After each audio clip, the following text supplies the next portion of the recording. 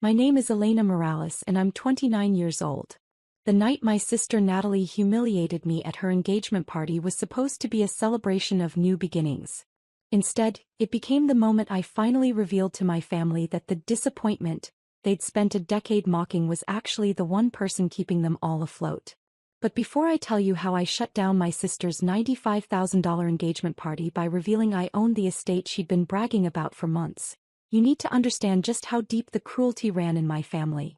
I arrived at the Willowbrook estate at 6:15 p.m. on a warm evening in late September. The property was breathtaking. A historic mansion set on 12 acres of manicured gardens, with string lights hanging from ancient oak trees and a view of the valley that looked like something from a painting. I'd purchased the estate 11 months ago for $1.8 million, and every time I looked at it I still felt a thrill of accomplishment. What made tonight special wasn't just that it was beautiful. It was that my sister had no idea she was hosting her engagement party on my property. I parked in the guest lot and walked toward the main entrance, where a welcome table had been set up with place cards and a guest book.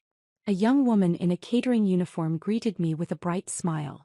"Welcome to the Natalie and Trevor engagement celebration. Can I have your name?"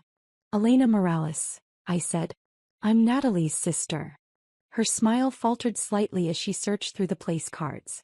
She picked up a clipboard, scanned it, then looked back at me with confusion. "I'm sorry, I don't see you on the primary guest list. Let me check the secondary list." "Secondary list?" I asked, though I already knew what that meant. "Oh, it's just, sometimes there are different tiers of guests with different access levels." She found my name and her expression shifted to something between embarrassment and pity. "Here you are. You're on the observer list." She handed me a badge clipped to a gray lanyard. Unlike the other badges I could see guests wearing, ivory with gold trim that said family and friends, mine was plain gray with black text, "Guest Observer Limited Access." "What does limited access mean?" I asked, though again I already knew. I'd seen the access lists Natalie had submitted to my estate manager 3 weeks ago. I'd approved them personally, curious to see exactly how far she'd go. "It means you can attend the ceremony and watch the celebration, but you don't have access to the buffet, the bar, or the formal seating areas. There's a viewing section set up on the side terrace." She looked genuinely uncomfortable delivering this information. "I'm sorry. I just work for the catering company." "It's not your fault," I told her, clipping the badge around my neck. The gray lanyard hung heavy and obvious against my navy dress, a visual marker of my second-class status that everyone could see. I walked through the main entrance of the estate I owned, past the marble floors I'd had restored, under the crystal chandelier I'd spent $40,000 having rewired and cleaned, into the grand ballroom where 83 guests were already mingling with champagne and hors d'oeuvres. The moment I stepped through the doorway I felt heads turn. People glanced at my gray badge then quickly looked away. A few whispered to each other. I recognized most of the guests. Family members, my parents' friends, people from Natalie's social circle. Every single one of them wore the ivory and gold family and friends badge. My sister Natalie stood near the French doors leading to the garden terrace, radiant in a white cocktail dress that probably cost $2,000. Her fiancé Trevor stood beside her in a tailored suit, his arm around her waist. They were holding court, accepting congratulations, laughing at jokes, posing for photos. My parents stood nearby, my mother in an elegant emerald gown, my father in a tuxedo, both beaming with pride. Natalie saw me and her smile widened, not with warmth but with something sharp and triumphant. She grabbed a microphone from the nearby podium and tapped it for attention. Everyone, can I have your attention for just a moment?" The room quieted. All 83 guests turned toward her. I stood near the entrance, suddenly very aware that I was about to become the center of attention in a way I absolutely did not want. "I just want to take a moment to acknowledge someone special," Natalie said, her voice dripping with false sweetness. She pointed directly at me. "My sister Elena is here. Everyone, that's my sister right there by the door." People turned to look at me. I forced myself to smile and give a small wave. "Now, some of you might notice that Elena has a different badge than the rest of us," Natalie continued, gesturing to her own ivory and gold lanyard. "That's because this is a very special, very intimate celebration and we wanted to make sure we had the right people in the right places. Elena's badge says, Guest Observer, which means she can watch and enjoy the celebration, But this is really for family only. Real family. The silence that followed was excruciating. I could see people shifting uncomfortably, not sure whether to laugh, agree, or pretend they hadn't heard. A few looked genuinely shocked. No buffet access for observers, I'm afraid, Natalie added with a light laugh. This is for real family only. But Elena, we're so glad you could come and watch. Trevor and I wanted you to see what a real celebration looks like. Trevor, her fiancé, actually high-fived her. He raised his hand and she slapped it with a grin, as if she'd just delivered the perfect punchline to a joke. A few people in the crowd chuckled nervously. Most just stared at me, waiting to see how I'd react. My mother was smiling, not broadly but enough that I could see she approved of this public humiliation. My father looked slightly uncomfortable but said nothing. My Aunt Rosa, standing near the bar, looked down at her drink. My cousin Marcus whispered something to his wife, who shook her head in response. I stood there with my gray guest observer badge hanging around my neck, took a deep breath and said, "Thanks, Natalie. Beautiful party. The estate looks wonderful. Doesn't it?" she said brightly. Trevor and I searched for months to find the perfect venue. Willowbrook Estate is exclusive. They don't just let anyone host events here. You have to meet certain standards. I'm sure that's true, I said evenly. She turned back to the crowd, dismissing me. Now everyone, please enjoy the champagne. The ceremony will begin in 30 minutes on the garden terrace. The crowd returned to their conversations, though I could feel eyes on me as I moved through the room. The gray badge was like a scarlet letter, announcing to everyone that I was less than unworthy, an observer of a life I'd never be part of. I walked toward the side terrace where the viewing section had been set up, a row of folding chairs positioned behind the main seating area, with a partial view of where the ceremony would take place. It was the kind of seating you'd give to vendors or staff, not family members. As I sat down in the back row, a familiar voice said, "This is messed up, Elena." I looked up to see my cousin Marcus standing there with 2 glasses of champagne. He handed me one despite the fact that my badge clearly stated I had no bar access. "Thanks, Marcus," I said, accepting the glass. He sat down beside me, his own ivory and gold badge a stark contrast to my gray one. "I don't know what's going on with Natalie, but this is wrong. You're her sister. You should be up there with the family, not back here like some random person off the street." "Natalie has her reasons," I said carefully. "What reasons? What could possibly justify this?" He gestured around at the viewing section, the gray badge, the public announcement. "This is cruel." I appreciated his support, but I couldn't tell him the truth yet. Instead I said, "Let's just get through tonight. I'll be fine." He shook his head but didn't push further. He stayed with me for a few minutes, making small talk, trying to normalize the situation.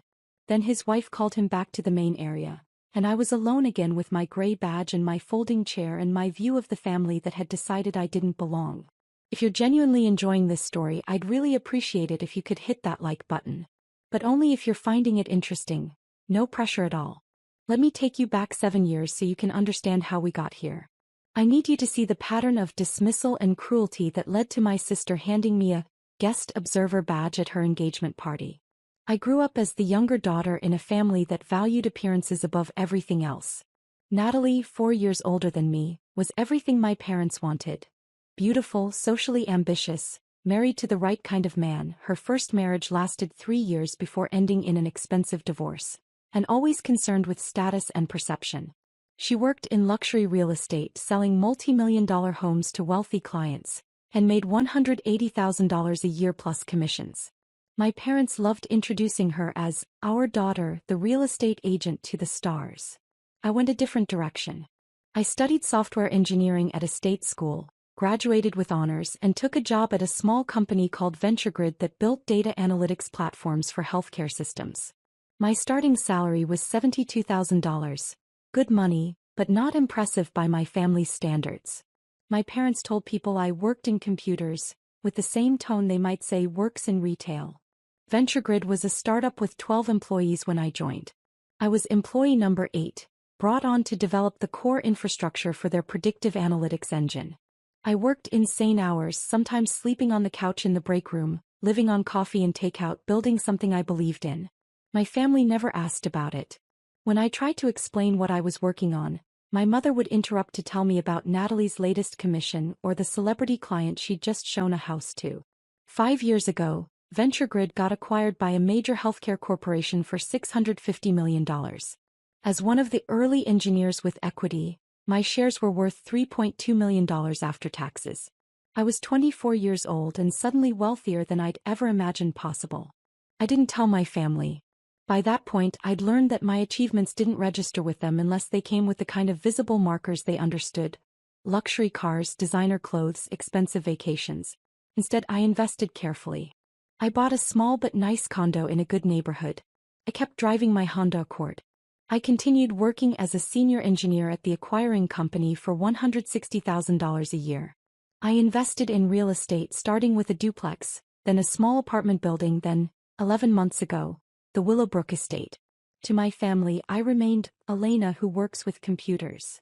The quiet one. The one who didn't achieve anything worth celebrating. The exclusion started subtly and grew more overt over time. Natalie got married at 25, and I was invited to the wedding but not included in the bridal party. "You wouldn't fit the aesthetic," she told me. "All my bridesmaids are in fashion and entertainment. You'd feel out of place." When she got divorced 3 years later, my parents threw her a fresh start party with 60 guests. When I bought my first investment property, my mother said, "How nice, dear. Natalie just closed on a $4.5 million estate in Beverly Hills." Family dinners became competitions where Natalie's accomplishments were celebrated and mine were dismissed. Natalie showed a house to a famous producer today. Natalie was featured in Los Angeles magazine. Natalie is dating someone very successful. Meanwhile, if I mentioned a promotion or a successful project, my father would change the subject. But the most painful pattern was the financial one. Because while my family spent years telling me I wasn't successful enough to matter, they had no problem taking my money when they needed it. It started 6 years ago when my father's investment portfolio took a hit during a market downturn. He came to me embarrassed, asking for a loan of $15,000 to cover some expenses until things stabilized. "Don't tell Natalie," he said. "You know how she is about money. This is just between us." I gave him $20,000 and told him not to worry about paying it back. A month later, my mother needed help with unexpected medical bills. $8,500. Then Natalie needed a loan for her divorce attorney. $12,000. Then my parents needed help with property taxes. $18,000. Then Natalie needed money for a down payment on a condo. $35,000. Became a pattern. Every few months, someone would call asking for money. The amounts varied.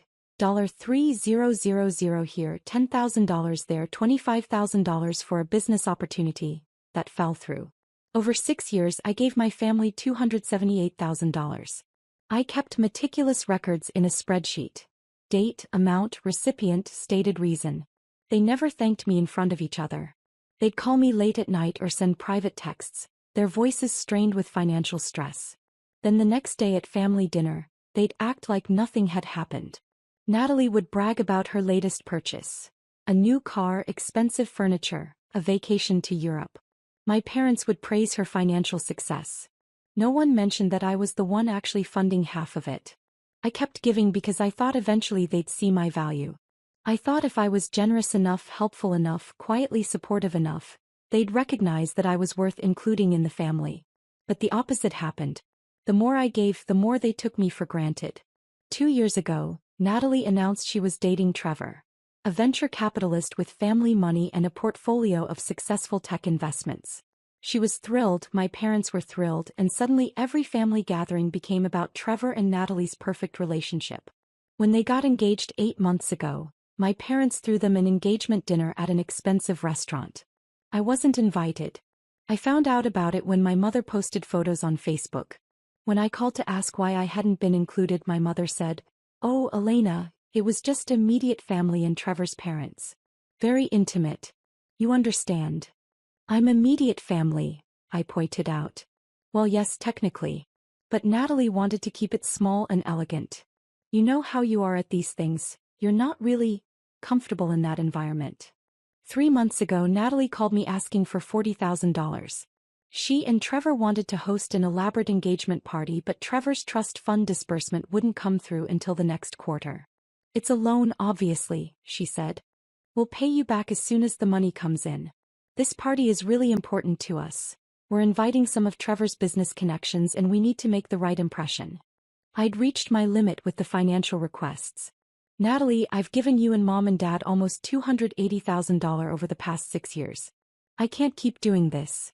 There was a pause. Then she laughed. Elena, don't be dramatic. You haven't given us that much money. And anyway, family helps family. That's what we do. When has the family helped me? Oh please. You're being ridiculous. We include you in things, we invite you to events. You didn't invite me to your engagement dinner. Because it was small. I explained this. Her voice had taken on that sharp edge it got when she was annoyed. Look, either you're willing to help your sister or you're not. It's your choice. I made a decision in that moment. I'll tell you what, Natalie. I'll do something better than giving you $40,000. I'll give you the venue for free. What do you mean? I mean, I know a place. A beautiful historic estate with gardens, views, enough space for 100 guests. I can get you the venue for free if you want it. She was immediately interested. What's the catch? No catch. I just want to help my sister. Consider it my engagement gift. She was suspicious but intrigued. I sent her information about Willowbrook Estate, the property I'd purchased 6 months earlier as an investment and event venue. I didn't tell her I owned it. I told her I had connections and could get her a discount. She fell in love with it immediately. The historic mansion, the gardens, the prestige of the location. It was exactly what she wanted for her engagement party. When she called to ask about pricing, my estate manager quoted her the standard rate. $25,000 for venue rental plus catering, staffing and service fees that would bring the total to around $95,000. That's way too much, Natalie said. Elena said she could get me a deal. My estate manager, who knew exactly who Natalie was and what I was planning, said, let me check with the owner. He called her back and offered her the venue for free. Venue rental waived, she'd only pay for catering and services. The total came down to $47,000, which she and Trevor could afford. She accepted immediately. Over the next 3 months, she bragged to everyone about how she'd landed this exclusive venue, how she had connections that got her special treatment, how her engagement party was going to be absolutely stunning at this gorgeous estate that normal people can't even book. She never once thanked me for the referral or acknowledged that I'd helped her get the venue. When I mentioned it at a family dinner, she said, "Oh, that? Elena just gave me a name. I'm the one who negotiated everything and made it happen." And now, sitting in the viewing section with my gray guest observer badge, watching my sister accept congratulations for her beautiful venue and her sophisticated taste, I knew exactly what I was going to do. The ceremony began at 7 p.m. on the garden terrace. Trevor stood under an arch decorated with white roses and ivy, waiting for Natalie to walk through the garden path. It wasn't a wedding, just an engagement celebration, but they'd planned it with wedding-level formality. There were readings about love and commitment, champagne toasts, a ceremonial ring exchange where Trevor gave Natalie a promise ring to wear until the wedding. From my folding chair in the viewing section, I had a partial view. I could see Natalie's profile, hear the words being spoken, watch as guests wiped away tears at the romantic sentiment. My parents sat in the front row of the main seating area, holding hands, my mother dabbing at her eyes with a handkerchief. I checked my watch. 7:22 p.m. The ceremony would finish around 7:45, followed by dinner at 8 o'clock, then dancing and celebration until 11 p.m. My plan was timed perfectly. After the ceremony concluded, guests moved into the ballroom for dinner. The main seating area had round tables with ivory linens, elaborate centerpieces, place settings that probably cost $150 per person.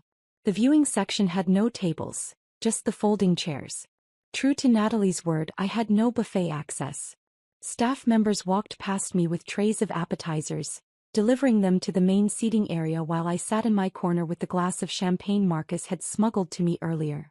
My Aunt Rosa approached during the cocktail hour, looking uncomfortable. "Elena, Mija, I don't understand what's happening.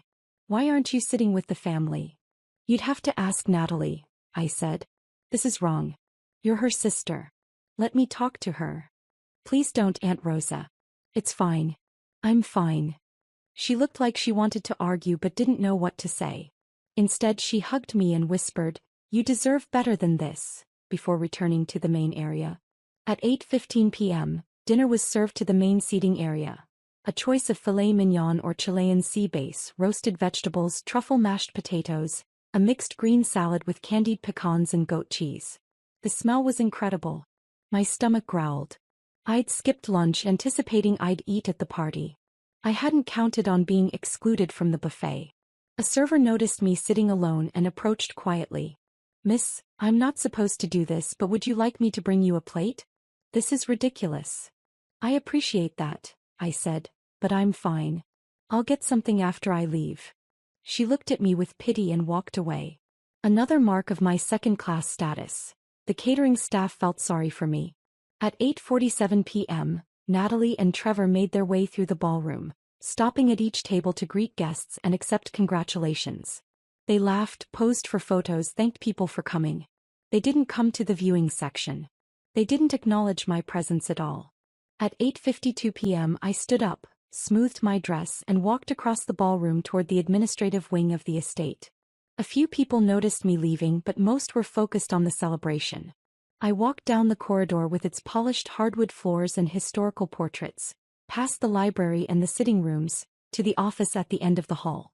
My estate manager, Richard Chin, no relation, was waiting for me as planned. "Ms. Morales, is it time?" "It's time," I said. He handed me a tablet and a document. "Everything is prepared as you requested. All you need to do is sign this authorization and I'll make the announcement." The document was simple. Authorization for the estate manager to terminate the event early and remove all guests from the property. I drafted it with my attorney 3 weeks ago, knowing this moment would come. I signed my name. Elena Morales, owner, Willowbrook Estate LC. "Give them 5 more minutes," I said. "Let them finish dinner. Then make the announcement." Richard nodded. "Are you certain about this?" "Your sister." My sister publicly humiliated me in front of 83 people. She gave me a badge that labeled me as an observer, not family. She denied me access to food and drinks at an event I'm paying for. She has spent years taking my money while treating me like I don't matter. I looked at him steadily. "I've never been more certain about anything." "Understood." He picked up the tablet and headed toward the ballroom. I followed at a distance, positioning myself near the entrance where I could see but not be immediately noticed. At 8:57 p.m., Richard walked to the center of the ballroom and spoke quietly to the DJ, who turned down the music. Richard picked up a microphone, tapped it for attention, and waited as the room gradually quieted. Natalie looked annoyed at the interruption. She was mid-conversation with some of Trevor's business associates, clearly networking. Trevor looked curious. My parents looked confused.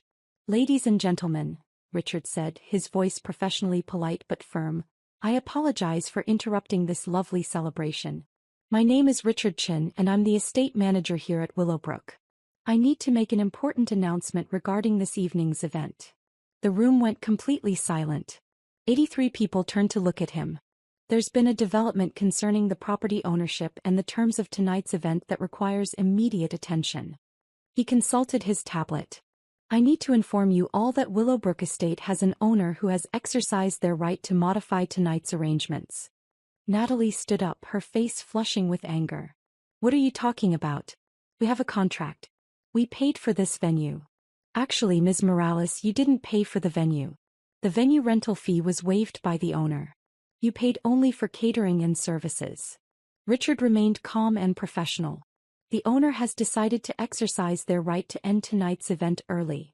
"That's ridiculous." Natalie's voice was shrill now. "Who's the owner?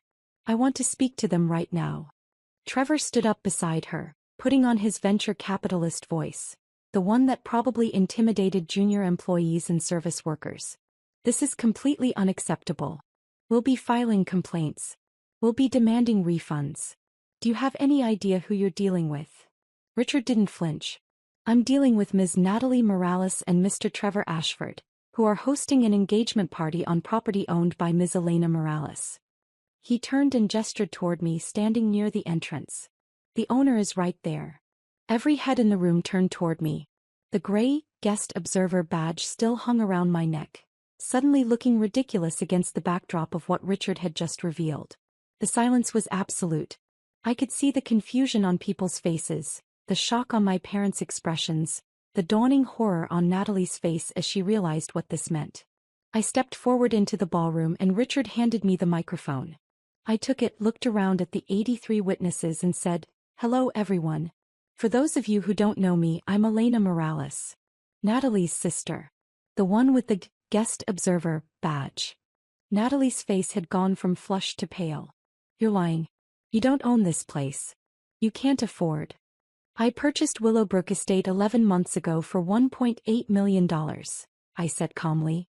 "I have the property deed, the LLC formation documents, the title insurance and 11 months of property tax payments to prove it." "Richard, would you like to show them the deed?" Richard pulled up a document on his tablet and held it so nearby guests could see. A property deed clearly showing Elena Morales as the sole owner of Willowbrook Estate LLC. My mother found her voice. "Elena, I don't understand. Where would you get $1.8 million? "From the same place I got the $278,000 I've given this family over the past 6 years, I said. "I worked for a startup that got acquired. My equity payout was $3.2 million. I invested it carefully in real estate and other ventures. I've been quite successful actually. You just never bothered to ask." My father stood up. "If you have that kind of money, why didn't you tell us?"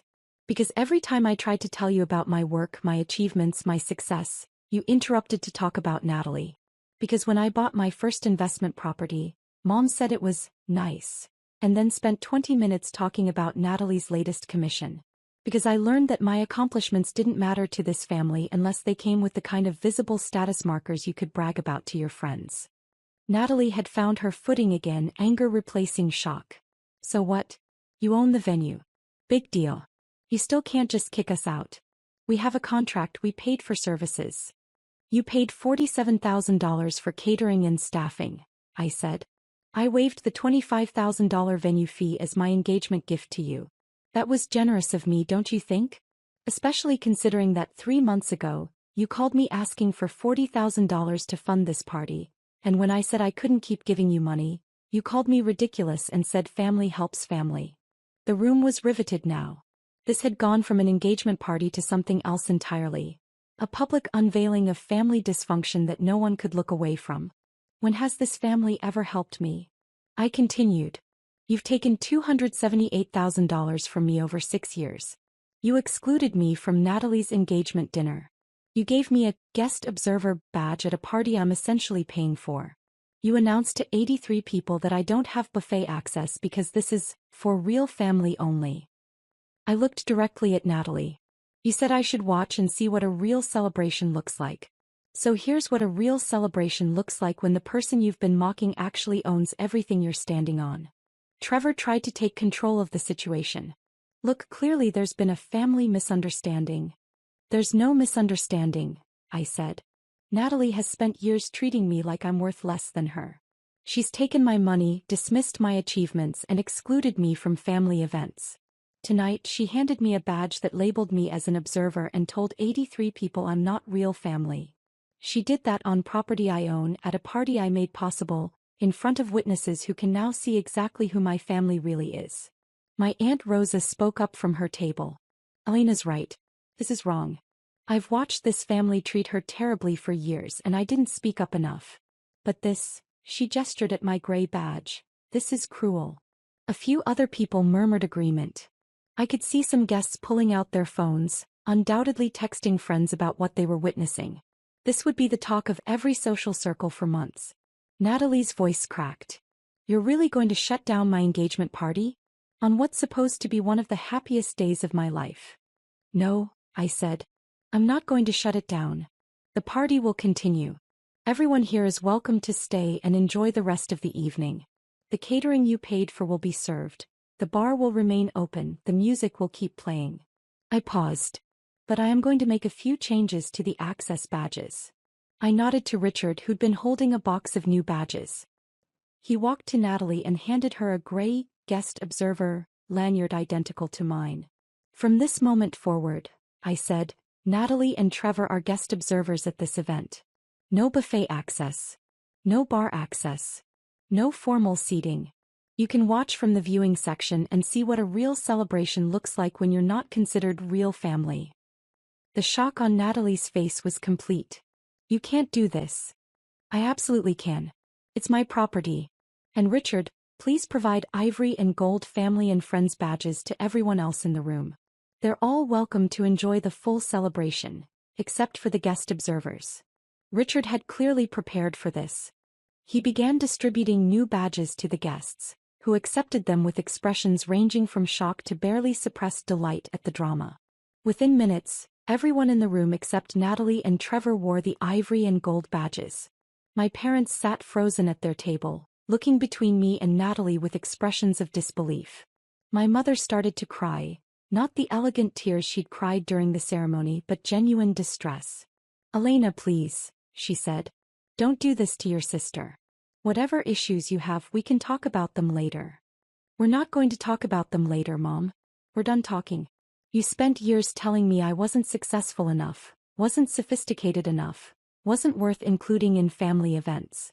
You took $278,000 from me and never once said thank you in front of Natalie or Dad. You let Natalie give me a guest observer badge and announce to 83 people that I'm not real family." I looked around the room. I wanted all of you to see who they really are. I wanted witnesses. And now you all know. Trevor had his phone out, probably calling his attorney. "This is harassment. This is me exercising my property rights," I said. "You're welcome to leave if you don't like the new arrangements. Everyone else is welcome to stay and enjoy the party I'm hosting. The party I own on the property I own with the success I earned that this family never acknowledged." I handed the microphone back to Richard. "Please make sure Natalie and Trevor are comfortable in the viewing section. Everyone else, enjoy your evening. The buffet will open in 10 minutes. I walked out of the ballroom through the main entrance. Not the side entrance, not the viewing section, but straight through the center of the room with my head high and my gray badge still around my neck. A reminder of what they tried to make me but failed. Drop a comment and let me know where you're watching from. I love hearing from people who've dealt with difficult family dynamics. Behind me, I could hear voices rising. Natalie crying, my mother trying to calm her, Trevor on the phone barking orders, guests murmuring to each other in shock and fascination. The party would continue, but it would never be what Natalie had planned. Instead of a celebration of her engagement, it had become a demonstration of exactly how badly you can miscalculate when you underestimate someone. I went to my office in the administrative wing and sat down at my desk. My phone started ringing almost immediately. My mother, then my father, then Natalie, then Trevor, over and over. I let them all go to voicemail. They called 3 times in the next hour. At 10:15 p.m. my Aunt Rosa knocked on my office door. "Can I come in?" "Of course." She sat down across from me, still wearing her ivory and gold family and friends badge. That was quite a reveal out there. Was it too much? I asked, suddenly wondering if I'd gone too far. "Too much." She shook her head. "Mija, that was perfect. Your sister has been treating you terribly for years and your parents let it happen. Tonight you showed everyone exactly what that looks like. You let them humiliate you publicly, then revealed they did it on property you own. That's not too much. That's justice. She's going to hate me forever.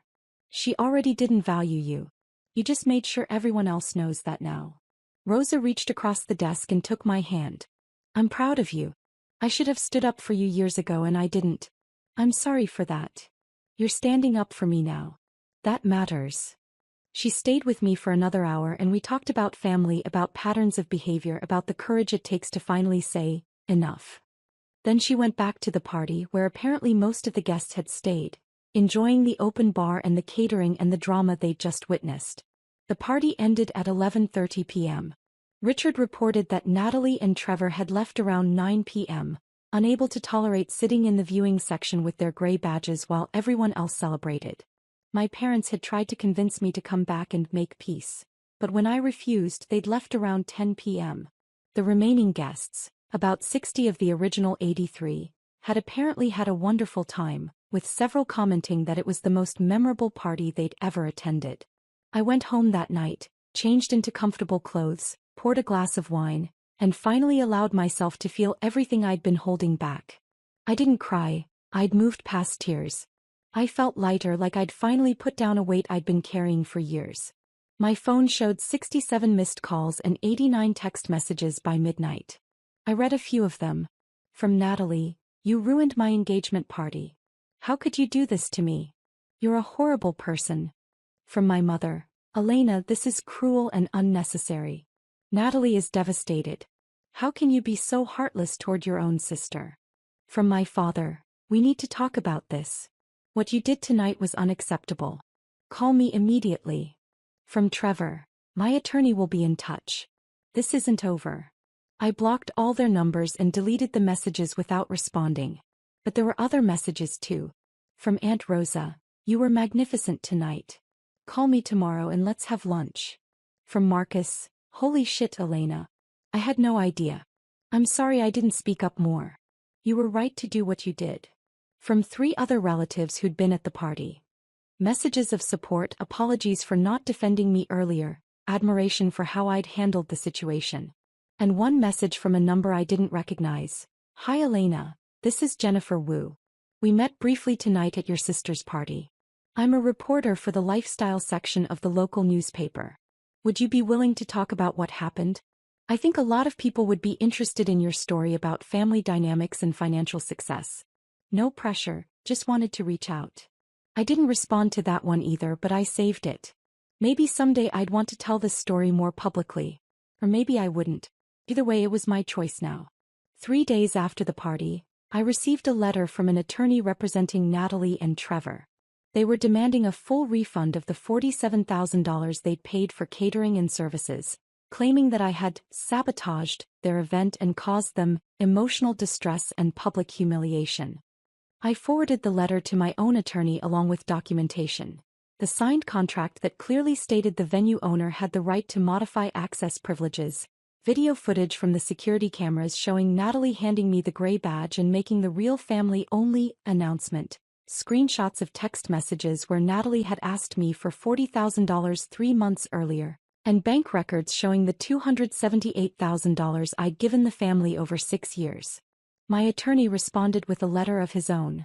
Ms. Morales fulfilled all contractual obligations regarding the event. The catering and services paid for by your clients were provided in full. The modification of access badges was within the property owner's rights as stated in Section 7.3 of the venue contract. Ms.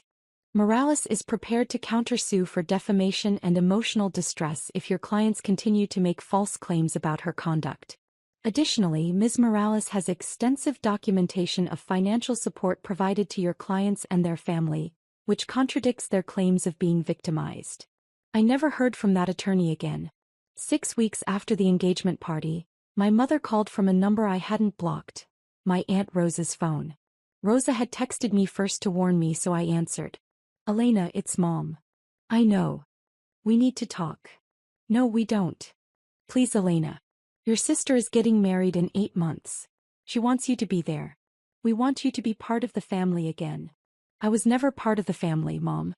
That's what the guest observer badge was about. That's what years of exclusion and dismissal were about. Natalie made it very clear that I'm not real family. She didn't mean it that way. She absolutely meant it that way. She said it into a microphone in front of 83 people. She had special badges made. She announced that I couldn't access the buffet because it was for real family only. There's no other way to interpret that. My mother was quiet for a moment. Then, "She's sorry. We're all sorry. We didn't realize." "You didn't realize what? That I had money? That I was successful? That I owned property? Would you have treated me better if you'd known? Because that's not actually an apology, Mom. That's you being sorry you miscalculated, not sorry you were cruel. That's not fair. What's not fair is taking $278,000 from me while telling me I'm not successful. What's not fair is excluding me from family events because I didn't have the right kind of job or the right kind of lifestyle to show off to your friends. What's not fair is watching Natalie get praised for buying things with money I gave her while I got labeled as the family disappointment. We made mistakes, my mother said, her voice cracking. But we're family. Family forgives each other. Family also respects each other. Family doesn't hand out guest observer badges to their own sisters. Family doesn't take money for 6 years without saying thank you. You want me to forgive you, but you haven't actually changed anything. You just want me to go back to being the quiet one who gives you money and accepts being treated as less than. So that's it? You're just done with all of us. I'm done being treated like I don't matter. If you want a relationship with me, it has to be built on actual respect, not on you realizing I have assets worth acknowledging. Until then, yes. I'm done. I hung up. Aunt Rosa called me right after. I'm proud of you, she said. That took strength. It doesn't feel like strength. It feels like loss. It's both. But you're losing something that was never really there in the first place. He was right. The family I'd been fighting to be part of had never actually existed. It was a fantasy I'd created, hoping that if I was good enough, generous enough, successful enough, they'd finally see my worth. But they'd never wanted to see it. They'd wanted me to stay small so they could feel big. It's been 14 months since Natalie's engagement party. The Willowbrook estate has become quite successful as an event venue. I've hosted over 40 weddings, corporate events, and celebrations in that time. The business is profitable, and I've hired a full-time staff to manage operations so I can focus on my day job and my other investments. Natalie and Trevor got married 6 months ago. I wasn't invited, not that I expected to be. I heard through Aunt Rosa that it was a beautiful wedding at a different venue, smaller and more intimate than they'd originally planned. Apparently, many of the guests from the engagement party declined the wedding invitation, claiming scheduling conflicts. Aunt Rosa suspects they didn't want to be associated with what happened or risk more family drama. My parents sold their house 4 months ago. Without my monthly financial support, they couldn't afford the mortgage and property taxes. They moved into a smaller condo in a less expensive neighborhood. I heard my father tried to take out a loan using Natalie's income as collateral, but she refused. She has her own family now, my mother told Aunt Rosa. She has to think about her future with Trevor. The golden child, apparently, doesn't shine quite so bright when there's no one else's money propping her up. I don't miss them. That's the part that surprises me most. I genuinely don't miss being part of a family that spent years making me feel worthless. I've built something better. Real relationships with people who value me for who I am, not what I can provide or how I make them look. Aunt Rosa and I have lunch every 2 weeks. Marcus and his wife came to my condo for dinner last month and apologized for not speaking up sooner. I've gotten involved in mentorship programs for women in tech, and those relationships have become more meaningful than anything I had with my biological family. Last week, I was at Willowbrook Estate reviewing plans for an upcoming wedding when I saw a couple viewing the property for their own event. The bride-to-be looked around the ballroom with wonder. "This place is perfect," she said to her fiancé. "It feels like somewhere that really values family." I almost laughed at the irony. This place, where I'd revealed to 83 people that my family had given me a guest observer badge and told me I wasn't real family, had become a symbol of celebration and belonging for other people. But maybe that's exactly the point. The family you're born into doesn't define you. The people who share your DNA aren't automatically the ones who will value your worth, support your dreams, or treat you with basic human dignity. Sometimes the most powerful thing you can do is stop fighting to be accepted by people who will never see your value, and instead build your own life with people who do. I learned that lesson at my sister's engagement party, standing in front of 83 witnesses with a gray guest observer badge around my neck, in a ballroom I owned on an estate I'd purchased with success my family never acknowledged. I learned that sometimes the best revenge isn't dramatic or cruel. It's simply revealing the truth and letting people see what's been hidden in plain sight all along. Natalie got her engagement party at her dream venue. My parents got to play the role of proud family for 83 witnesses. And I got something far more valuable: freedom from people who would never see my worth no matter what I achieved. The gray badge is framed in my office now, hanging on the wall as a reminder. Not a reminder of humiliation, but of the moment I finally stopped begging for scraps of acceptance from people who had nothing worth accepting me into. The moment I realized I didn't need their validation because I'd already validated myself. I'm Elena Morales. I'm 29 years old. I own a successful event venue, have investments worth over $5 million, and I'm surrounded by people who actually respect me. My biological family gave me a guest observer badge and told 83 people I wasn't real family. They were wrong. And 90 minutes later, when I walked to the office and signed one document, everyone knew it. And I've never been happier in my entire life.